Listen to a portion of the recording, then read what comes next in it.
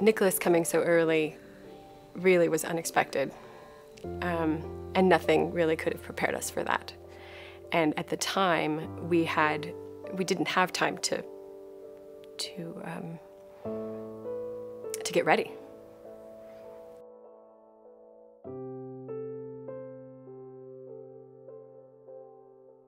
When you enter an NICU,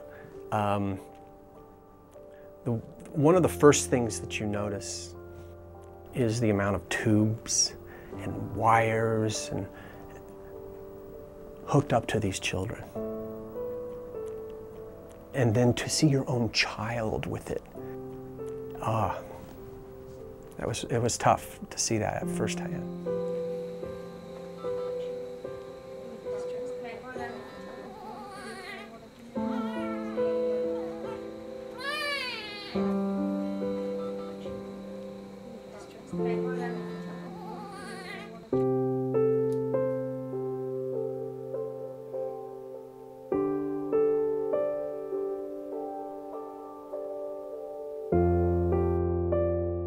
Here you are too early, you are a fetus, you are a well-adapted fetus who for whatever reason had to come out for some mismatch with the maternal womb environment.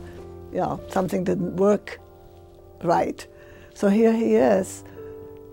He's an immature baby to be outside of the womb, but he isn't an inadequate full term. It's just such an inadequate environment to help him be his strong, best fetus.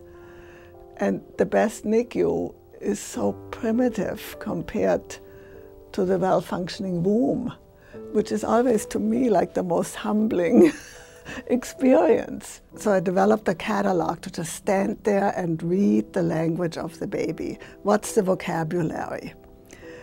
To read each individual infant. And from the background of having a list of behaviors, if you will. You know, it's primitive language. The syntax is missing. The vocabulary is kind of there. I try to infer what the infant is after, what the infant wants. And then, of course, the question is, well, what can the caregiving adult do about that, given that they want and have to keep this baby alive?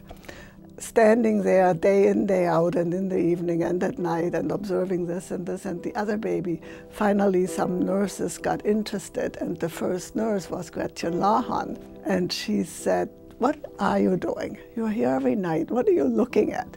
So I explained a little bit to her what I thought this baby might be telling us.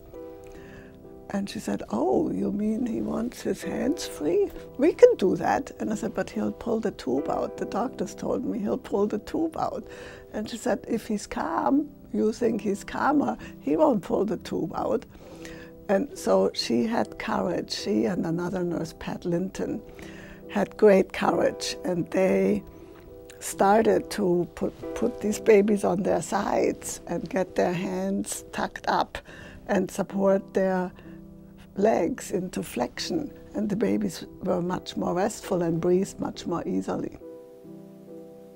But they learned very quickly this doesn't work for every baby. Every baby has their own thresholds of reactivity and their own sensitivities. Instead of making the person fit to the environment is structured to bring out the best in the person. So the nurse manager, Rita Gibbs, she said we have to develop this into a training approach, and it needs a catchy name. And I'm not one for catchy names. And she said, "Well, what words have to be in there?" And I said, "Well, individualized has to be in there, and newborn has to be in there, and behavioral has to be in there." And so she played around with these letters, and she made the acronym NIDCAP, and you know, we didn't like it much in the beginning, but it stuck.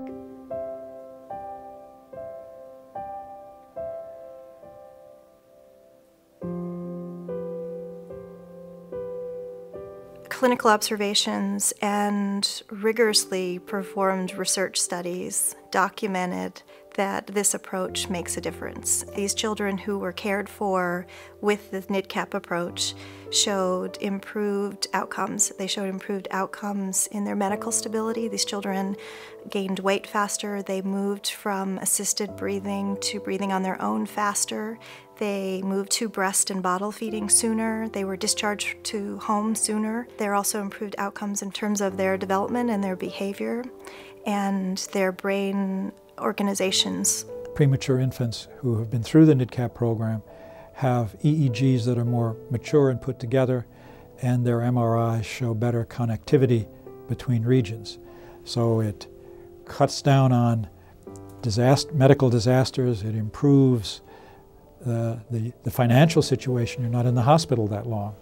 And it improves behavior, it improves the EEG, which is completely objective, and same for the MRI, which is very objective. We believe that prematurely born children, when they're born early, when they put themselves in a different environment at a time that their brains are so actively organizing themselves, that they are on a different trajectory because they're a product of themselves and their experiences. And so it's not a catching up to full terms, they're on their own path. It's very clear that NIDCAP works, and it's very clear that this really should be implemented in all nurseries. NIDCAP is a way of viewing the world in a sense. It's affected a sea change in me, I think in all the people who work with it, in that you are given the luxury, the skills to simultaneously watch a child, someone caring for that child, in an environment, and your own role.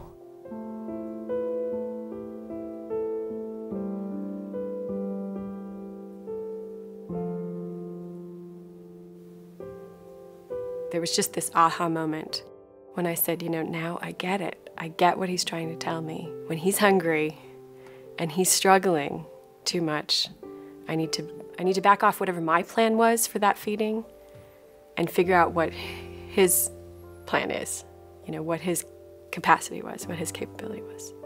I think one of my favorite parts about doing NIDCAP work is working with the parents and the families. You know, they come into this experience, it's completely new to them, it's completely scary, and they're trying to deal with everything, and we're there to be able to support them and encourage them to be parents. They are the most important person in their babies' lives, and they just sometimes need to remember that. You know, reading his cues, he was able to tell me when he was ready for the next step. And the next steps were usually very small steps. But that was okay. It was just important that I was able, and my husband was able, to understand what those next steps should be. Once you observe a child or an infant who is at risk, and you become part of the interaction of that child with that family, you're touched by it and you're changed by it. As a neuropsychologist, I'm following these children, and I see them now that they're 8 years old and they're 10 years old, and I've seen them again as they're entering their adulthood. And I think that perhaps that we've had an opportunity to assist them in their life. You can't not be changed by that.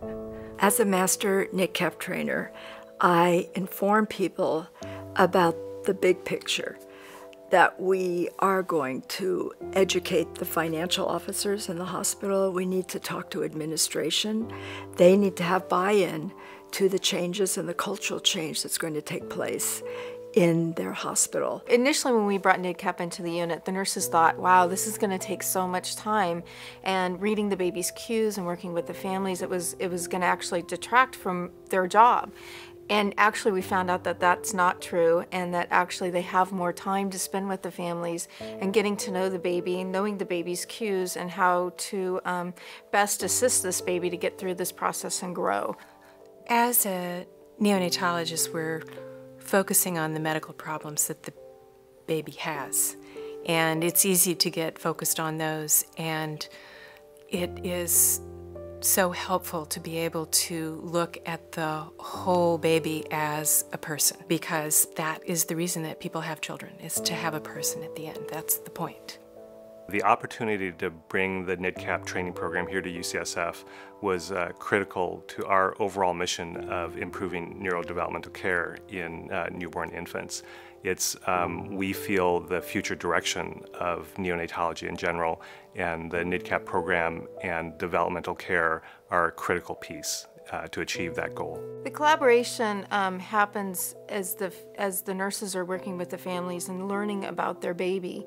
And what happens in a baby that's born early or has an unexpected problem, the family doesn't get that chance to bond, and then they come in and there's all this scary equipment and all these new things and bright lights and noises. And so the nurses work with the family and let them get to know their baby on their baby's terms. So NIDCAP has helped us to collaborate together to bring the parents and the baby back into center stage. We're still doing the medical care, but we're finding ways to make the parent-baby relationship important again. Everyone in the intensive care nursery, from the physicians to the social workers to the nurses to the physical therapists, are really happy to have NIDCAP be part of our overall care. And we really are looking forward to continuing to grow with NIDCAP and to continue to work on improving all of the outcomes of the babies in the intensive care nursery. It's an ongoing process. It's every interaction, every baby, every family shows you a new little window, and how the parent interacts with the baby teaches you how it could work. And once you see it, once you envision it, other people will do it. So we learn from each other and we gain confidence from the strengths of the family and the infant. It's just so poignant in the NICU. It's this universe in an encapsulated room, you know, from the most sophisticated adults to the most sophisticated equipment to the tiniest, tiniest babies and families and all the hopes and expectations that families have for their child. It's all right. It's all right there. Yeah, it's pretty incredible. It's been a privilege.